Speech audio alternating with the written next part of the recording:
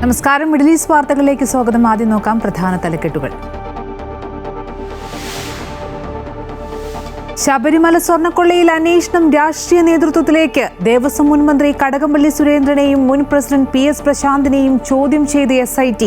കടകംപള്ളിയാണോ ദൈവതുല്യൻ എന്ന ചോദ്യത്തിന് ശവന്തീനികളല്ലെന്നും എല്ലാം അയ്യപ്പൻ നോക്കിക്കൊള്ളുമെന്നും A പത്മകുമാർ.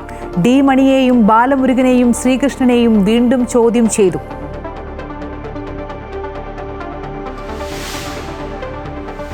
ക്രൈസ്തവ മുസ്ലിം വോട്ടുകളെ ഇടതുപക്ഷത്ത് നിന്ന് അകറ്റാൻ സംഘടിത നീക്കമെന്ന് CPM. തീവ്ര സ്വഭാവക്കാരാണ് ഇതിന് പിന്നിലെന്നും വിലയിരുത്തൽ.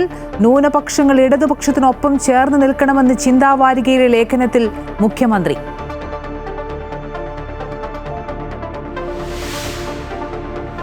ബംഗ്ലാദേശിലെ ആദ്യ വനിതാ പ്രധാനമന്ത്രി ഖാലിദ സിയയ്ക്ക് അന്ത്യാഞ്ജലി. വിടവാങ്ങിയത് ബംഗ്ലാദേശിലെ പട്ടാള ഭരണത്തിനെതിരെ ജനകീയ പ്രക്ഷോഭങ്ങൾക്ക് നേതൃത്വം നൽകിയ ഉരുക്ക് വനിത.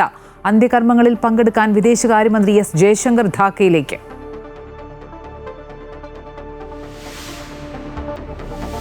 കേരളത്തിൽ സനാതനധർമ്മത്തിന് അടിത്തറ പാകിയത് ശ്രീനാരായണ ഗുരുവെന്ന് ഉപരാഷ്ട്രപതി CP രാധാകൃഷ്ണൻ. ഗുരുവിനെയും ശങ്കരാചാര്യരെയും പോലുള്ള മഹാന്മാർ കേരളത്തിന്റെ സംഭാവനകളെന്നും ഇന്ത്യ ഒരുമിച്ച് നിൽക്കുന്നതിന് കാരണം ഇവരെന്നും ഉപരാഷ്ട്രപതി. 93ാമത് ശിവഗിരി തീർത്ഥാടനത്തിന് തുടക്കമായി.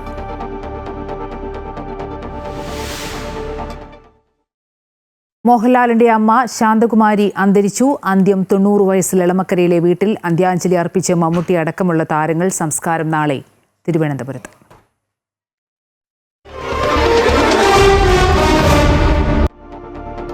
സ്വർണ്ണക്കൊള്ളയുമായി ബന്ധപ്പെട്ട് നിർണായക ചോദ്യം ചെയ്യൽ നടന്നു. SIT ചോദ്യം ചെയ്തത് മുൻ മന്ത്രി കടകംപള്ളി സുരേന്ദ്രനെയാണ്. ശബരിമലയിൽ സ്വർണം പൂശിയതും കൊണ്ടുപോയതും ഒന്നും തന്നെ അറിയിച്ചിട്ടില്ല എന്നാണ് മന്ത്രിയുടെ മൊഴി. Devaswom board president PS പ്രശാന്തിനെയും SIT ചോദ്യം ചെയ്തു. അന്വേഷണം അവസാന ഘട്ടത്തിലേക്ക് കടക്കുമ്പോൾ മുൻ മന്ത്രിയുടെയും അതുപോലെ തന്നെ മുൻ ദേവസ്വം ബോർഡ് പ്രസിഡന്റിന്റെയും എല്ലാം ചോദ്യം ചെയ്യൽ ഏറെ നിർണായകമാണ്.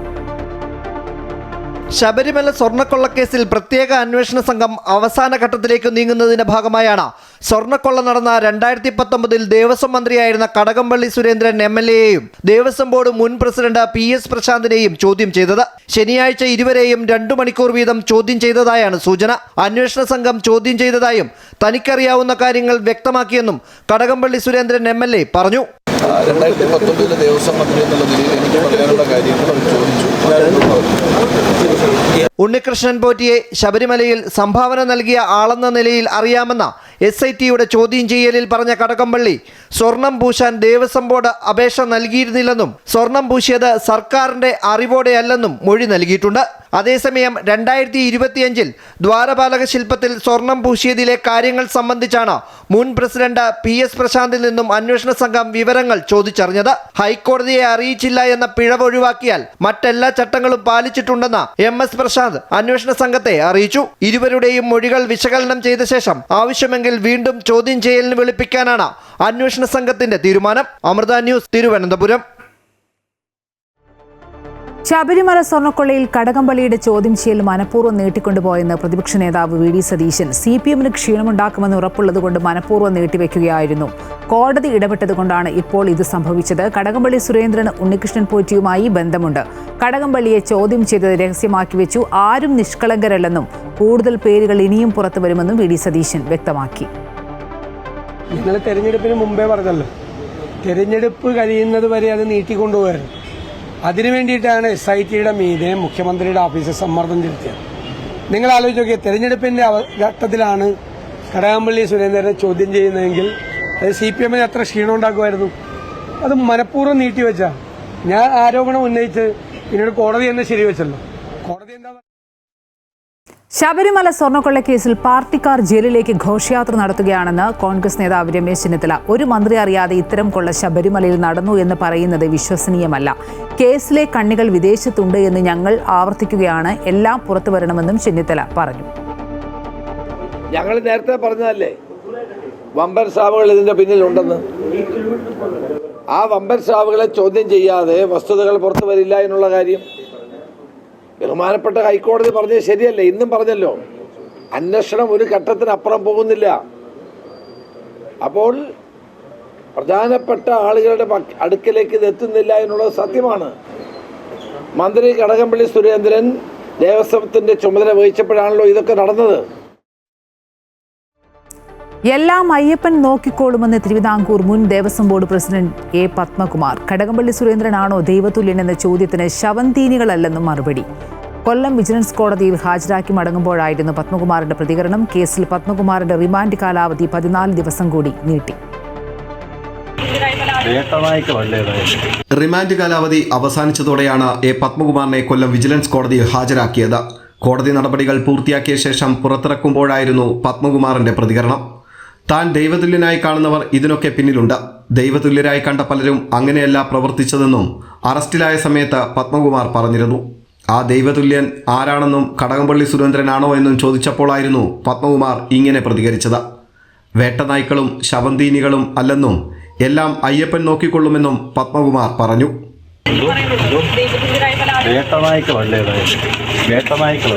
കേസിൽ പത്മകുമാറിന്റെ റിമാൻഡ് കാലാവധി കൊല്ലം വിജിലൻസ് കോടതി 14 ദിവസത്തേക്ക് കൂടി നീട്ടി. ദ്വാരപാലക കേസിൽ പത്മകുമാർ നൽകിയ ജാമ്യാപേക്ഷയും കോടതി പരിഗണിച്ചു. ജാമ്യാപേക്ഷയിൽ ജനുവരി 7-ന് കൊല്ലം വിജിലൻസ് കോടതി വിധി പറയും. അതേസമയം Unnikrishnan Potti, smart creation CEO Pankaj Bhandari, സ്വർണ്ണ വ്യാപാരി ഗോവർദ്ധൻ എന്നിവരെ ഒരു ദിവസത്തേക്ക് കസ്റ്റഡിയിൽ ആവശ്യപ്പെട്ട് പ്രത്യേക അന്വേഷണ സംഘം കോടതിയിൽ അപേക്ഷയും നൽകി. അമൃത ന്യൂസ്, കൊല്ലം. ശബരിമലയിലെ സ്വർണ്ണക്കടത്ത് മാത്രമല്ല ഗൃഹക്കടത്തും ഇപ്പോൾ അന്വേഷണ പരിധിയിലുണ്ട്. അതിനാൽ ദിണ്ടിഗലിൽ നിന്ന് പുരാവസ്തു വ്യാപാരി മണിയെ പ്രത്യേക അന്വേഷണ സംഘം ഇവിടേക്ക് വിളിപ്പിച്ചു. 7 മണിക്കൂർ ചോദ്യം ചെയ്തു. മണിയെ കൂടാതെ സ്വർണ്ണക്കൊള്ളയിൽ ബാലമുരുകനും ശ്രീകൃഷ്ണനും അന്വേഷണ സംഘത്തിന് മുന്നിലെത്തി. വിദേശ വ്യവസായിയുടെ മൊഴിയുടെ അടിസ്ഥാനത്തിൽ ശബരിമല സ്വർണ്ണക്കൊള്ളയിൽ പങ്കുള്ളതായി പ്രത്യേക അന്വേഷണ സംഘം സംശയിക്കുന്ന MS മണിയുടെയും കൂട്ടാളികളുടെയും സ്ഥാപനത്തിലും വീട്ടിലും SIT സംഘം നടത്തിയ പരിശോധനയുടെ അടിസ്ഥാനത്തിലാണ് ഇവരെ ചോദ്യം ചെയ്യലിനായി ഈഞ്ചക്കലെ ഓഫീസിലേക്ക് വിളിച്ചു വരുത്തിയത്. ദിണ്ടിഗൽ സ്വദേശി MS മണിയെ കൂടാതെ ഇയാൾക്ക് സിം എടുത്തു നൽകിയതായി കരുതുന്ന ബാലമുരുകൻ, ഇടനിലക്കാരൻ ശ്രീകൃഷ്ണൻ എന്നിവരാണ് ചോദ്യം ചെയ്യലിനായി ഹാജരായത്. രാവിലെ തുടങ്ങിയ ചോദ്യം ചെയ്യൽ 7 മണിക്കൂറോളം നീണ്ടു. കുറഞ്ഞ കാലയളവിൽ MS മണിക്കുണ്ടായ സാമ്പത്തിക വളർച്ച, ഇടനിലക്കാരൻ ശ്രീകൃഷ്ണന്റെയും ബാലമുരുകന്റെയും പങ്ക് എന്നിവ സംബന്ധിച്ചും വിശദമായ ചോദ്യം ചെയ്യൽ നടന്നു. അഭിഭാഷകർക്കൊപ്പമാണ് MS മണിയും സംഘവും ചോദ്യം ചെയ്യലിന് എത്തിയത്. ഒറ്റയ്ക്കും ഒന്നിച്ചിരുത്തിയും ചോദ്യം ചെയ്തതായാണ് സൂചന. മണിക്കൂറുകൾ നീണ്ട ചോദ്യം ചെയ്യലിന് ശേഷം വിട്ടയച്ചെങ്കിലും ആവശ്യമെങ്കിൽ വീണ്ടും ഹാജരാകണമെന്ന നിർദ്ദേശം നൽകിയാണ് മണിക്കൂറുകൾ നീണ്ട ചോദ്യം ചെയ്യലിന് ശേഷം മൂവരെയും അന്വേഷണ സംഘം വിട്ടയച്ചത്. അമൃത ന്യൂസ്, തിരുവനന്തപുരം. ശബരിമല സ്വർണ്ണക്കൊള്ളക്കേസിൽ അന്വേഷണ സംഘം വിപുലീകരിക്കാൻ ഹൈക്കോടതിയുടെ അനുമതി. സംഘത്തിൽ 2 ഇൻസ്പെക്ടർമാരെ കൂടി ചേർത്ത് വിപുലീകരിക്കും. പത്മകുമാറിനും ഗോവർദ്ധനും ജാമ്യം നൽകിയാൽ അന്വേഷണത്തെ ബാധിക്കുമെന്ന് SIT കോടതിയെ അറിയിച്ചു. ഉദ്യോഗസ്ഥരുടെ കുറവ് അന്വേഷണത്തെ ബാധിക്കുന്നുവെന്ന് ചൂണ്ടിക്കാട്ടിയായിരുന്നു SIT ഹൈക്കോടതിയെ സമീപിച്ചത്. ഹൈക്കോടതിയുടെ മേൽനോട്ടത്തിലുള്ള SIT ശബരിമല അന്വേഷണത്തെ അവിശ്വസിക്കുന്ന കോൺഗ്രസിനെ പരിഹസിച്ച് P. രാജീവ്. SITയുടെ അന്വേഷണം പുരോഗമിക്കട്ടെ എന്നും ഉണ്ണികൃഷ്ണൻ പോറ്റി ഒരു ദിവസം കൊണ്ട് കള്ളനായതാണോ എന്നും P. രാജീവ് ചോദിച്ചു. നിങ്ങൾ എന്താ ചോദിക്കേണ്ടത്? ഇപ്പോൾ അവരെല്ലാവരും പറഞ്ഞു SITയിൽ ഞങ്ങൾക്ക് പൂർണ്ണമായ വിശ്വാസമുണ്ട്, ഇപ്പോൾ ചില വിശ്വാസമില്ല. അപ്പോൾ നിയമസഭ നിങ്ങൾ എന്തിനാ ബഹിഷ്കരിച്ചത്? ഹൈക്കോടതിയുടെ മേൽനോട്ടത്തിലാണല്ലോ തുടക്കം മുതൽ അന്വേഷണം. നിയമസഭയിൽ ഞങ്ങൾ തന്നെ ചോദിച്ചല്ലോ, ഹൈക്കോടതിയുടെക്കാൾ വിശ്വാസം നിങ്ങൾക്ക് CBIയിലാണോ? അപ്പോൾ ഞങ്ങൾക്ക് CBI അന്വേഷണം വേണം എന്ന് പറഞ്ഞിട്ടല്ലേ ഇവിടുന്ന് പോയത്. ഡൽഹിയിൽ എന്തിനാ സമരം ചെയ്ത മുദ്രാവാക്യം എന്തായിരുന്നു?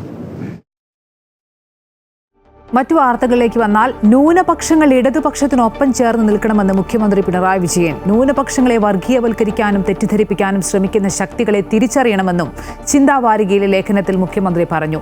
തദ്ദേശ തെരഞ്ഞെടുപ്പിൽ ന്യൂനപക്ഷ വോട്ടുകളിലാണ് ചോർച്ചയുണ്ടായത് എന്ന് CPMന്റെ വിലയിരുത്തലിന് പിന്നാലെയാണ് മുഖ്യമന്ത്രിയുടെ ലേഖനം എന്നതാണ് ശ്രദ്ധേയം. തദ്ദേശ തെരഞ്ഞെടുപ്പിൽ CPM നേരിട്ടത് വൻ തിരിച്ചടിയായിരുന്നു. ന്യൂനപക്ഷ വോട്ടുകളിലെ ചോർച്ച പരാജയത്തിന്റെ ആക്കം കൂട്ടിയെന്നാണ് CPMന്റെ വിലയിരുത്തൽ. ശബരിമല സ്വർണ്ണപ്പാളി വിഷയമൊക്കെ ജില്ലാ കമ്മിറ്റികളിൽ വലിയ ചർച്ചയായെങ്കിലും അതിനേക്കാൾ ഉപരിയായി PM ശ്രീയിൽ ഒപ്പിട്ടതുമായി ബന്ധപ്പെട്ട വിവാദങ്ങളും CPM നേതാക്കളെ, പ്രത്യേകിച്ച് മുഖ്യമന്ത്രി ഉൾപ്പെടെയുള്ള മുസ്ലിം ഇതര നേതാക്കളെ BJPയുമായി കൂട്ടിക്കെട്ടിക്കൊണ്ട് നടത്തിയ പ്രചരണങ്ങളുമാണ് തിരിച്ചടിക്ക് കാരണമായത് എന്നും പാർട്ടി വിലയിരുത്തുന്നു. നിയമസഭാ തെരഞ്ഞെടുപ്പിൽ ഇനിയും സാധ്യതയുണ്ടെന്ന് വിലയിരുത്തുന്ന CPM നഷ്ടപ്പെട്ട ന്യൂനപക്ഷ വോട്ടുകളെ മടക്കിക്കൊണ്ടുവരാനാണ് പ്രാധാന്യം നൽകുന്നതും. അതിന് മുന്നോടിയായിട്ടാണ് ചിന്താവാരികയിലെ മുഖ്യമന്ത്രിയുടെ ലേഖനം. ഇടതുമുന്നണി ന്യൂനപക്ഷങ്ങളെ എക്കാലവും സവിശേഷതയോടെ കണ്ടുവെന്നും അവരുടെ ആശങ്ക കേൾക്കാനും പരിഹരിക്കാനും ഈ സർക്കാർ എന്നും തയ്യാറായിട്ടുണ്ടെന്നും മുഖ്യമന്ത്രി ലേഖനത്തിൽ പറയുന്നു. നാടിന്റെ മതനിരപേക്ഷ പാരമ്പര്യം കാത്തുസൂക്ഷിക്കുന്നതിൽ ഇടതുപക്ഷം എക്കാലത്തും വിട്ടുവീഴ്ചയില്ലാത്ത പോരാട്ടമാണ് നടത്തിയിട്ടുള്ളത്.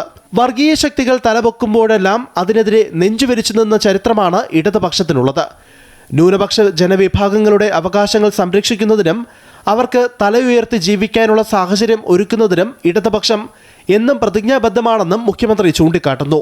ഒരാളെയും ഉപേക്ഷിക്കില്ല എന്നും ഒപ്പം നിർത്തുമെന്നുമുള്ള സന്ദേശം മുഖ്യമന്ത്രി തന്നെ നൽകുമ്പോൾ ഇവയൊക്കെയായിരിക്കും വരും ദിവസങ്ങളിൽ ഇടതുമുന്നണി ആയുധമാക്കി മാറ്റുക എന്ന് വ്യക്തം. തൃശൂർ മറ്റത്തൂർ നഗരസഭ, കർണാടകയിലെ ബുൾഡോസർ വിഷയം, ഒപ്പം സർക്കാർ ലഭ്യമാക്കാൻ പോകുന്ന നേറ്റിവിറ്റി കാർഡ് എന്നിവ ഉപയോഗിച്ചുള്ള പ്രചരണത്തിനാണ് CPM മുൻതൂക്കം നൽകുന്നതും. News desk Amrita news. ബംഗ്ലാദേശിന്റെ ആദ്യത്തെ വനിതാ പ്രധാനമന്ത്രി ഖാലിദ സിയ അന്തരിച്ചു. 80 വയസ്സായിരുന്നു. അസുഖബാധിതയായി ധാക്കയിലെ അപ്പോളോ ആശുപത്രിയിൽ ചികിത്സയിൽ കഴിയുകയായിരുന്നു. ഇന്ന് രാവിലെ 6 മണിയോടെയായിരുന്നു അന്ത്യം. ആരോഗ്യനില വഷളായതിനെ തുടർന്ന് 2 ആഴ്ചകൾക്ക് മുമ്പ് വെന്റിലേറ്ററിൽ പ്രവേശിപ്പിച്ചിരുന്നു. ശരീരത്തിൽ ഓക്സിജന്റെ അളവ് കുറയുകയും കാർബൺ ഡയോക്സൈഡ് കൂടുകയും ചെയ്തതായി ഡോക്ടർമാർ നിരീക്ഷിച്ചിരുന്നു. ഹൃദയമിടിപ്പിൽ താളപ്പിഴ കണ്ടെത്തിയതിന് പിന്നാലെ 4 ദിവസത്തിന് ശേഷം കാർഡിയാക് ICUവിലേക്കും പിന്നീട് വെന്റിലേറ്ററിലേക്കും മാറ്റി. അണുബാധ ഹൃദയത്തെയും ശ്വാസകോശത്തെയും ബാധിച്ചതായി ഡോക്ടർമാർ പറഞ്ഞു. സംസ്കാര ചടങ്ങിൽ ഇന്ത്യൻ വിദേശകാര്യമന്ത്രി S ജയശങ്കർ പങ്കെടുക്കും. ബംഗ്ലാദേശിലെ ആദ്യ ജനാധിപത്യ തെരഞ്ഞെടുപ്പിലൂടെ ഭരണത്തിലെത്തിയ ആദ്യ വനിതാ പ്രധാനമന്ത്രിയായി ചരിത്രത്തിൽ സ്ഥാനം നേടിയ രാഷ്ട്രീയ നേതാവായിരുന്നു ബീഗം ഖാലിദ സിയ. പാകിസ്ഥാൻ പ്രധാനമന്ത്രിയായിരുന്ന ബേനസീർ ഭൂട്ടോയ്ക്ക് ശേഷം ഇസ്ലാമിക ലോകത്ത് ഈ ബഹുമതി സ്വന്തമാക്കിയ 2ാമത്തെ വനിത. ഫോബ്സ് മാസിക ലോകത്തെ ഏറ്റവും ശക്തരായ സ്ത്രീകളുടെ പട്ടികയിൽ ഖാലിദ സിയെ 2004-ലും 2005-ലും 2006-ലും ഉൾപ്പെടുത്തിയിരുന്നു. 1945-ൽ ബ്രിട്ടീഷ് ഇന്ത്യയിലെ പശ്ചിമ ബംഗാളിലാണ് ബീഗം ഖാലിദ സിയയുടെ ജനനം. ചായക്കച്ചവടക്കാരനായ പിതാവിനൊപ്പം ഇന്ത്യ വിഭജനത്തിന് ശേഷം കുടുംബസമേതം ഇന്നത്തെ ബംഗ്ലാദേശിലേക്ക്. യുവ സൈനിക ഉദ്യോഗസ്ഥനായിരുന്ന സിയാവുർ റഹ്മാനെ വിവാഹം കഴിക്കുന്നത് 15ാമത്തെ വയസ്സിൽ. 1981-ൽ ചിറ്റഗോങ്ങിൽ വെച്ച് സൈനിക ഉദ്യോഗസ്ഥർ സിയാവുർ റഹ്മാനെ വധിച്ചതിന് പിന്നാലെ രാഷ്ട്രീയ പൊതുരംഗത്ത് അതുവരെ സജീവമല്ലാതിരുന്ന ബീഗം ഖാലിദ സിയ പാർട്ടിയുടെ തലപ്പത്തേക്ക് എത്തി. അവിടെ തുടങ്ങുകയായിരുന്നു ഖാലിദ സിയ എന്ന രാഷ്ട്രീയ നേതാവിന്റെ യാത്ര. তারা সকল প্রলোভন প্রত্যাখ্যান করে গণতন্ত্রের সৎ চর্চা করেছেন. 1990-ൽ ഇർഷാദിന്റെ ഭരണകൂടം നിലം പതിക്കുന്നതുവരെ ജനാധിപത്യത്തിനായുള്ള മുന്നേറ്റത്തിന്റെ ഭാഗമായി ഖാലിദ. അന്ന് ബംഗ്ലാദേശ് നാഷണലിസ്റ്റ് പാർട്ടി ഉയർത്തിപ്പിടിച്ച ബഹുകക്ഷി രാഷ്ട്രീയം, മാധ്യമ സ്വാതന്ത്ര്യം, അഭിപ്രായ സ്വാതന്ത്ര്യം, സ്വതന്ത്ര വിപണി, ഉത്തരവാദിത്തം എന്നിവയിലൂന്നിയായിരുന്നു ഖാലിദ സിയയുടെ പ്രവർത്തനവും. ബംഗ്ലാദേശിന്റെ ആദ്യ വനിതാ പ്രധാനമന്ത്രി എന്ന ചരിത്ര നേട്ടവുമായി 1991-ൽ സിയ അധികാരത്തിലെത്തി.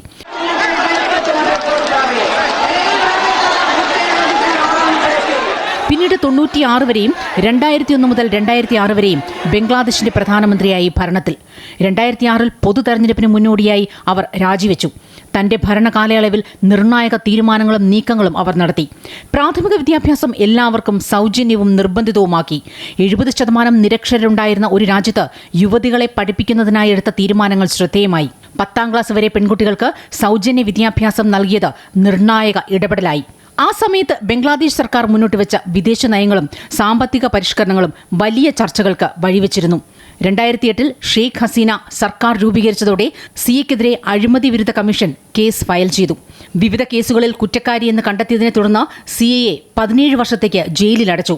ഷെയ്ഖ് ഹസീന സർക്കാർ രാജിവെച്ചതോടെ 2024 ഓഗസ്റ്റിലാണ് ജയിൽ മോചിതയായത്.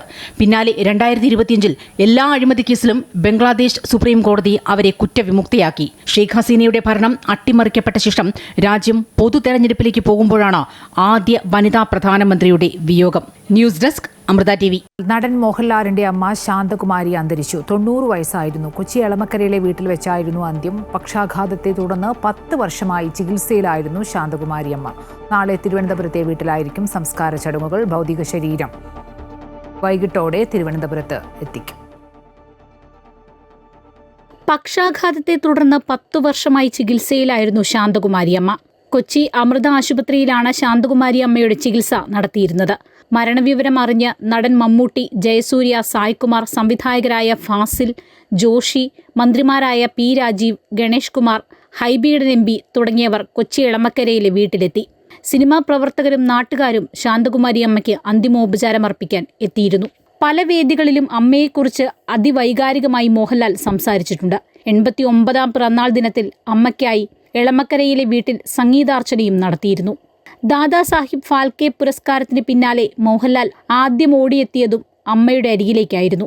14 വർഷത്തോളമായി ചികിത്സയിലായിരുന്ന ശാന്തകുമാരി അമ്മയ്ക്ക് 3 മാസം മുൻപാണ് രോഗം മൂർച്ഛിച്ചത്. തുടർന്ന് സംസാരിക്കാൻ ബുദ്ധിമുട്ടുണ്ടായിരുന്നു. നാളെ തിരുവനന്തപുരത്ത് വെച്ചായിരിക്കും സംസ്കാര ചടങ്ങുകൾ നടക്കുക. മുഖ്യമന്ത്രി അടക്കം നിരവധി പേർ ശാന്തകുമാരി അമ്മയുടെ വിയോഗത്തിൽ അനുശോചനം രേഖപ്പെടുത്തി. അമൃത ന്യൂസ്, കൊച്ചി. മലയാളത്തിന്റെ മഹാനടൻ മോഹൻലാലിന്റെ അമ്മയുടെ വിയോഗത്തിൽ അനുശോചനം അറിയിച്ച് രമേശ് ചെന്നിത്തല. ലാലിന്റെ കുടുംബവുമായി ഉള്ളത് നല്ല ബന്ധമാണെന്നും അദ്ദേഹത്തിന്റെ അമ്മയുടെ വേർപാടിൽ അനുശോചനം രേഖപ്പെടുത്തുന്നുവെന്നും ചെന്നിത്തല പറഞ്ഞു.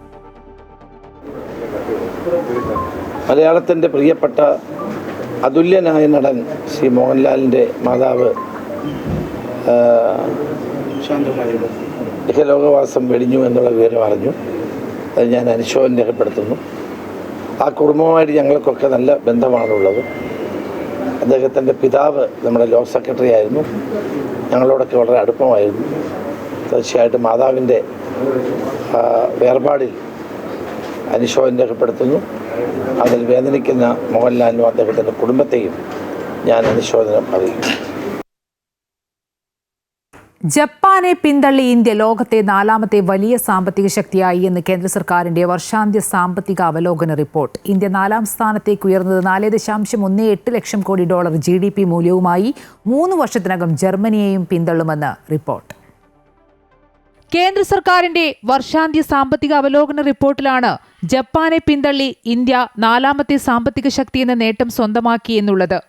GDP മൂല്യം $4.18 ലക്ഷം കോടി ആണ്. 2030ഓടെ GDP മൂല്യം $7.3 ലക്ഷം കോടി ഡോളറിലെത്തും. അടുത്ത വർഷങ്ങളിൽ ജർമ്മനിയെയും ഇന്ത്യ പിന്തള്ളുമെന്നാണ് റിപ്പോർട്ടിൽ വ്യക്തമാക്കുന്നത്. 2028 $5 ലക്ഷം കോടി സമ്പദ് വ്യവസ്ഥയെന്ന നിർണായക സംഖ്യയിലേക്ക് ഇന്ത്യ എത്തുകയെന്നും വിലയിരുത്തുന്നു. IMFന്റെ മുൻ റിപ്പോർട്ടുകൾ പ്രകാരം 2026 ഇന്ത്യൻ സമ്പദ് വ്യവസ്ഥയുടെ മൂല്യം $4.51 ലക്ഷം കോടി ജപ്പാന്റേത് $4.46 ലക്ഷം കോടി ആയിരിക്കും. നടപ്പ് സാമ്പത്തിക വർഷത്തെ 2ാം പാദമായ ജൂലൈ സെപ്റ്റംബറിൽ 8.2% GDP വളർച്ച നേടിയ ഇന്ത്യ ലോകത്തെ ഏറ്റവും വേഗം വളരുന്ന വലിയ സാമ്പത്തിക ശക്തിയായി മാറിയിരുന്നു. നടപ്പ് വർഷം ഇന്ത്യ പ്രതീക്ഷിക്കുന്ന ആകെ വളർച്ച 7.3%. US അടിച്ചേൽപ്പിച്ച 50% തീരുവ നിലനിൽക്കെയാണ് ഇന്ത്യ വലിയ ലക്ഷ്യം മുന്നോട്ട് വെക്കുന്നതെന്നും ശ്രദ്ധേയമാണ്. ഇന്ത്യയുടെ മുന്നേറ്റത്തിൽ GST ഇളവ്, ഭേദപ്പെട്ട ക്രൂഡ് ഓയിൽ വില, കേന്ദ്ര സംസ്ഥാന സർക്കാരുകളുടെ മൂലധന ചെലവിലുണ്ടായ വർധന, കുറഞ്ഞ പണപ്പെരുപ്പം, പലിശ നിരക്കിലുണ്ടായ കുറവ് തുടങ്ങിയവയൊക്കെ അനുകൂല ഘടകങ്ങളായി. രാജ്യാന്തര നാണയനിധിയുടെ ഔദ്യോഗിക റിപ്പോർട്ട് വരുമ്പോൾ മാത്രമേ 4ാം സ്ഥാനം നേടിയെന്ന കേന്ദ്ര സർക്കാരിന്റെ വാദം സ്ഥിരീകരിക്കാനാകൂ. $30 ട്രില്യൺ മൂല്യവുമായി US ആണ് ലോകത്തെ ഏറ്റവും വലിയ സാമ്പത്തിക ശക്തി. ചൈനയാണ് 2ാമത്. News desk, Amrita TV. വിദേശ തൊഴിലാളി കുവൈറ്റിൽ എത്തിയ ശേഷം നിയമപരമായ കാലയളവിനുള്ളിൽ താമസാനുമതി ലഭിച്ചില്ലെങ്കിൽ പിഴ നൽകേണ്ടത് ആദ്യ മാസത്തേക്ക് പ്രതിദിനം 2 ദിനാറും തുടർന്നുള്ള ഓരോ ദിവസത്തിനും പ്രതിദിനം 4 ദിനാറുമാണ്. ഗാർഹിക തൊഴിലാളി വിസയിലെത്തിയവർക്ക് പ്രതിദിനം 2 ദിനാറും പരമാവധി 600 ദിനാർ വരെയുമായിരിക്കും പിഴ ലഭിക്കുക. എല്ലാ വിഭാഗം സന്ദർശക വിസകളിലും എത്തിയവർക്ക് വിസ കാലാവധി അവസാനിച്ചാൽ ഓരോ ദിവസത്തിനും 10 ദിനാർ വീതം പിഴ ചുമത്തും.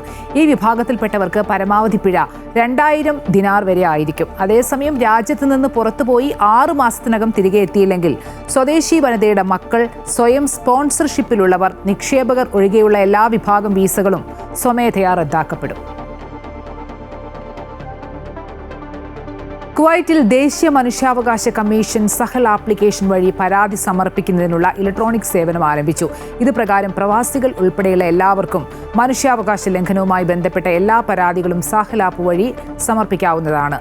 പരാതിയുടെ വിശദാംശങ്ങൾ നൽകുവാനും ബന്ധപ്പെട്ട രേഖകൾ അപ്ലോഡ് ചെയ്യുവാനും പുതിയ സേവനത്തിൽ സൗകര്യം ലഭ്യമാണ്.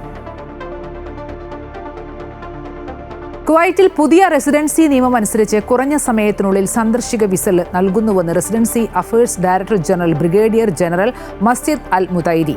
കുടുംബ, ബിസിനസ്, ടൂറിസ്റ്റ് തുടങ്ങി വിവിധ വിഭാഗങ്ങളിലായി ആഴ്ചതോറും 17,000 മുതൽ 20,000 വരെ വിസിറ്റ് വിസകളും സീസൺ അനുസരിച്ച് ഏകദേശം 25,000 റെസിഡൻസി പെർമിറ്റുകളും അനുവദിക്കുന്നുണ്ടെന്ന് അദ്ദേഹം കൂട്ടിച്ചേർത്തു. പുതിയ നിയമം നവംബർ 23 മുതലാണ് പ്രാബല്യത്തിൽ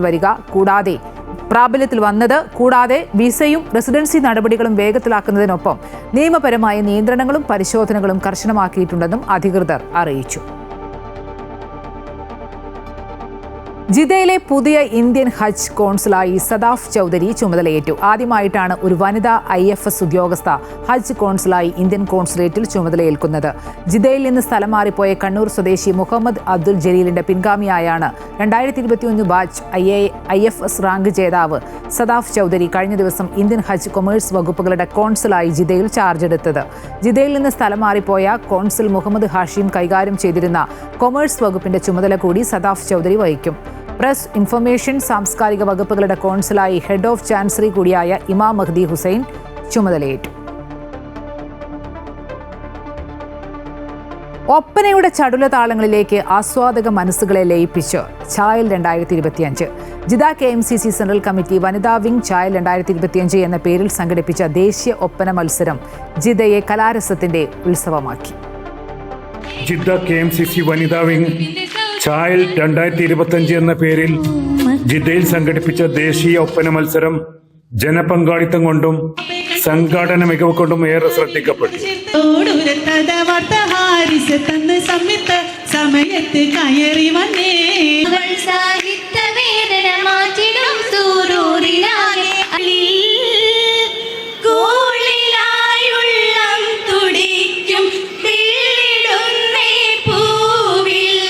ഏഴ് ടീമുകൾ പങ്കെടുത്ത വാശിയേറിയ ഒപ്പന മത്സരത്തിൽ ജില്ലാ KMCC ടീം 1ാം സ്ഥാനം കരസ്ഥമാക്കി. ഫിനോം ജിദ്ദ 2ാം സ്ഥാനവും കോഴിക്കോട് ജില്ലാ KMCC 3ാം സ്ഥാനവും നേടി. പരിപാടി Jeddah KMCC central committee general secretary VP Mustafa ഉദ്ഘാടനം ചെയ്തു. വനിതാ വിംഗ് പ്രസിഡന്റ് മുംതാസ് പാലോളി അധ്യക്ഷത വഹിച്ചു. അഹമ്മദ് പാളയാട്, റസാഖ് മാസ്റ്റർ, ഇസ്മായിൽ മുണ്ടുകുളം, VP അബ്ദുറഹ്മാൻ, ഉബൈദ് തുടങ്ങിയവർ സംസാരിച്ചു.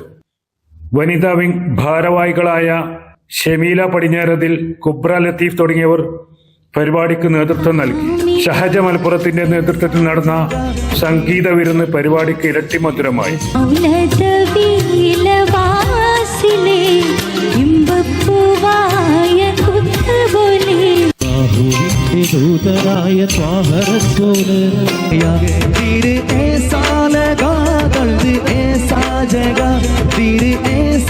ഫിറോസ് ബാബു, ഷഹജ മലപ്പുറം, മുസ്താഖ് മധുവായി എന്നിവർ ഒപ്പന മത്സരത്തിന്റെ വിധികർത്താക്കളായിരുന്നു. സുൽഫീഖ് റദായി, അമൃത ന്യൂസ്, ജിദ്ദ.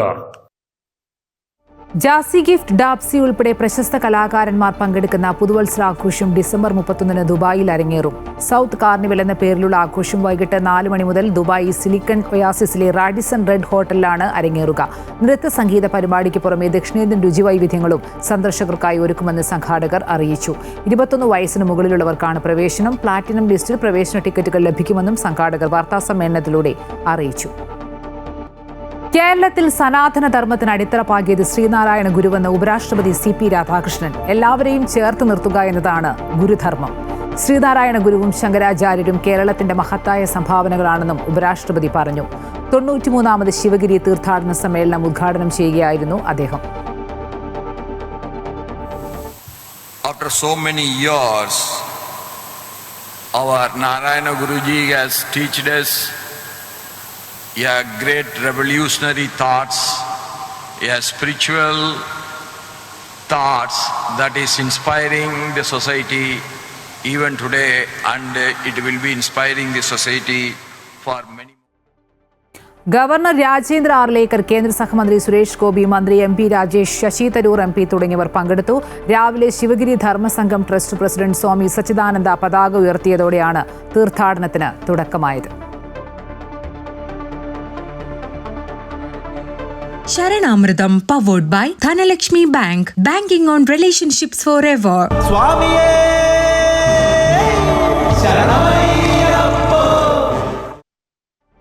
മകരവിളക്ക് മഹോത്സവത്തിനായി ശബരിമല നട വീണ്ടും തുറന്നു. ശബരീശ സന്നിധിയിൽ വീണ്ടും ശരണമന്ത്രങ്ങൾ ഉയർന്നു. 41 ദിവസം നീണ്ടുനിന്ന മണ്ഡല തീർത്ഥാടനത്തിന് ശേഷം കഴിഞ്ഞ ശനിയാഴ്ച ഹരിവരാസനം പാടി അടച്ച നടയാണ് മകരവിളക്കുത്സവത്തിനായി വൈകിട്ട് 5-ന് തുറന്നത്.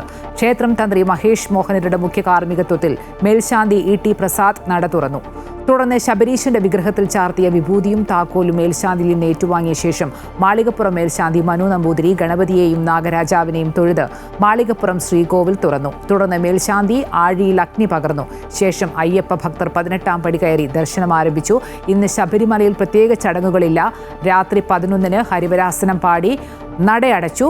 ജനുവരി 14-നാണ് മകരവിളക്ക്. ജനുവരി 19-ന് രാത്രി 11 വരെ തീർത്ഥാടകർക്ക് ദർശനമുണ്ടാകും. ജനുവരി 20-ന് രാവിലെ 6:30-ന് നടയടയ്ക്കും.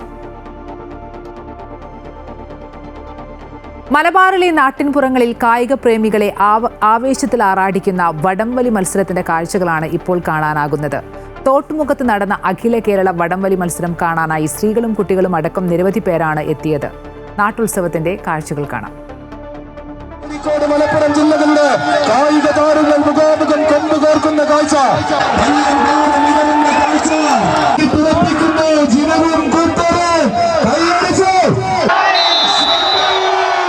മലബാറിലെ നാട്ടിൻപുറങ്ങളിൽ വടംവലി മത്സരത്തിന്റെ ആവേശവും ആർപ്പ് വിളികളുമാണ് ഉയർന്നു കേൾക്കുന്നത്. KCYM തോട്ടുമുക്കം യൂണിറ്റും സൗഹൃദ കൂട്ടായ്മ തോട്ടുമുക്കവും സംയുക്തമായി സംഘടിപ്പിച്ച അഖില കേരള വടംവലി മത്സരമാണ് കാണികൾക്ക് ആവേശമായത്. മത്സര പടയോട്ടത്തിന്റെ ചുവടുകളിലേക്ക് മോടിയൻകുട്ടി വൈദ്യാരുടെ മാപ്പിളപ്പാട്ടിന്റെ തേജസ്സുകൾ സമ്മാനിച്ച ചുവടുകളുമായി തന്നെ ഒരു ത്രില്ലർ സിനിമ കാണുന്നത് പോലെ മത്സരം തുടങ്ങി അവസാനം വരെ കാണികളിൽ ആവേശം നിറച്ച വടംവലി കാണാൻ വിവിധ ഭാഗങ്ങളിൽ നിന്നും ആയിരക്കണക്കിന് ആളുകളാണ് എത്തിയത്. സ്ത്രീകൾക്കും കുട്ടികൾക്കും മത്സരം കാണുന്നതിനായി ഗാലറി അടക്കമുള്ള എല്ലാ സൗകര്യങ്ങളും സംഘാടകർ ഒരുക്കിയിരുന്നു. ബഷീർ കരുവാരക്കുണ്ടിന്റെ ലൈവ് അനൗൺസ്മെന്റ് പെർഫോമൻസ് കൂടെയായപ്പോൾ കാണികളിൽ ആവേശം ഇരട്ടിയായി. വിജയത്തിലൂടെ കാൽത്തടത്തി കടന്നു വന്ന മലപ്പുറത്തിന്റെ മഹാരഥന്മാരാണ് വാടയൂരിന്റെ വജ്രായുധങ്ങളായ VCF വാടയൂർ നിസാറിന്റെ കേരളത്തിന്റെ വിവിധ ജില്ലകളിൽ നിന്നായി 24 ടീമുകൾ പങ്കെടുത്ത മത്സരത്തിൽ ഇംബക്സ് കൂട്ടായ്മ പള്ളിത്താഴം സ്പോൺസർ ചെയ്ത jazz വണ്ടൂരും JRP അഡ്മാസ് മുക്കവും ഫൈനലിലെത്തി.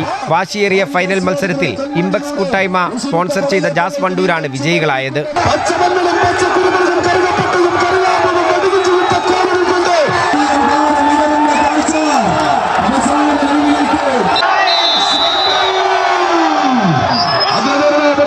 Kodiyathur panchayat president കവിത ടീച്ചർ വടംവലിയുടെ ഉദ്ഘാടനം നിർവഹിച്ചു. Thottumukkam saint Thomas Forane church വികാരി ബെന്നി കാരക്കാട്ട് ചടങ്ങിൽ അധ്യക്ഷനായി.